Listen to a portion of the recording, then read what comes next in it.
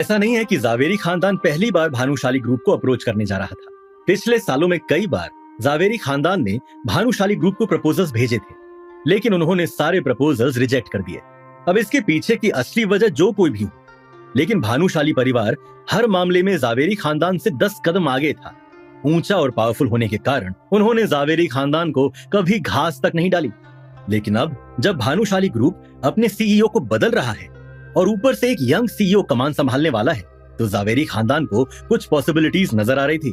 जावेरी परिवार इस अपॉर्चुनिटी को अपने हाथ से खोना नहीं चाहता था। भले ही वो नया सीईओ उनके प्रपोजल को एक्सेप्ट करे या फिर रिजेक्ट, लेकिन जावेरी परिवार एक बार फिर से कोशिश करके देखना चाहते थे। नक्श का पूरा ध्यान अपने खाने पर था, लेकिन जब उसने कल्याणी के मुंह से भानुशाली ग्रुप के नए सीईओ वाली खबर सुनी, तो तुरंत ही उसका सर ऊपर की ओर उठ गया था। उसकी आंखों में एक अलग ही चमक आ गई थी। मन ही मन नक्श सोचने लगा कि भले ही कल्याणी 90 साल की हो गई है और उनसे चला भी नहीं जाता है, लेकिन मार्केट में क्या चल रहा है उन्हें सब खबर रहती है। कल्याणी सभी के रिएक्शंस नोटिस कर रही थी और उसके चेहरे पर मुस्कान बरकरार थी। खाना खाते हुए धीरे से कल्याणी ने सभी से पूछा, तो फिर क्या ख्याल है?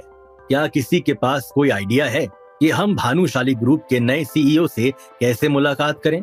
जिस किसी का भी आइडिया कामयाब हो गया और अगर भानुशाली ग्रुप के साथ जावेरी खानदान का कनेक्शन सक्सेसफुल रहा, तो वो इंसान जावेरी खानदान को आगे बढ़ाने में सबसे बड़ा कंट्रीब्यूटर होगा।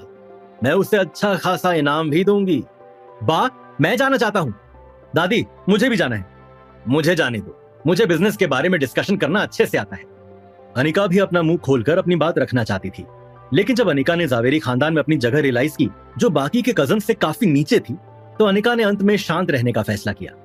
कल्याणी के सामने सभी लोग एक के बाद एक अपने ओपिनियंस रख रहे थे और कल्याणी भी सभी की राय सुनकर सेटिस्फैक्शन में अपना सिर हिला रही थी।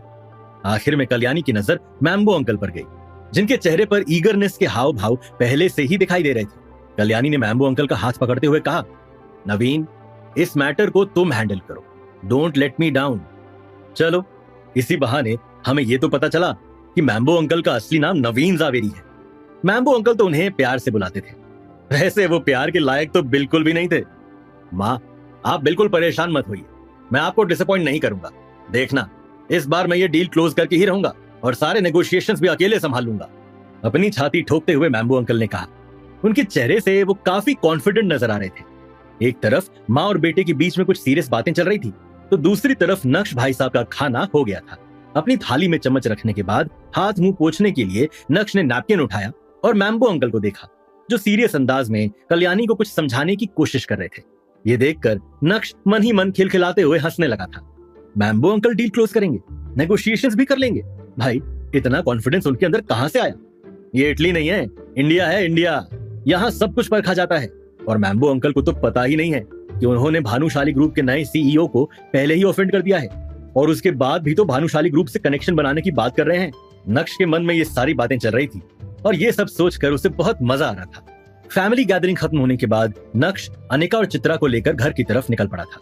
रास्ते में अनिका ने नक्श की किसी भी बात पर कोई ध्यान नहीं दिया। उसके दिमाग में तो बस कल्याणी की बातें घूम रही थी कि कैसे जावेरी खानदान भानुशाली ग्रुप के साथ कनेक्शन बनाना चाहता है और उस डील को क्लोज करने की जिम्मेदारी मैम्बो अंकल को दी गई। कल्याणी अपने चारों बेटों में से, माफ कीजिएगा, अब अनिका के डैड तो रहे नहीं, तो अपने तीनों बेटे में से सबसे ज्यादा मैम्बो अंकल को ही पसंद करती थी और ज्यादातर सारी अच्छी अपॉर्चुनिटीज उन्हीं को संभालने के लिए बोलती थी, जिसमें उन्हें इंडियन मार्केट के ABCD का भी नॉलेज नहीं था। बस इटली में अपना बिजनेस क्या चमका दिया। कल्याणी को ऐसा लगता था जैसे मैम्बो कहीं पर भी फतेह कर सकता है। अनिका यही सोच रही थी कि अगर वो कोई पैंतरा चलाए और उसके आइडिया से अगर जावेरी खानदान और भानुशाली ग्रुप के बीच डील क्लोज हो जाए, तो वो अपनी अंजी कॉर्पोरेशन को भी डूबने से बचा सकती है। अगर उसे और भी ज्यादा फाइनेंशियल एड मिलेगा, तो ये उसके और उसकी कंपनी के लिए बहुत अच्छा होगा। वैसे अभी तो उसकी डूबती हुई कंपनी को विहान बजाज संभाल रहा था, लेकिन अब जब उसने अनिका को ड्रीम लवर नेकलेस खरीद कर दे दिया है, तो क्या उसके पास भी अब उतना पैसा होगा?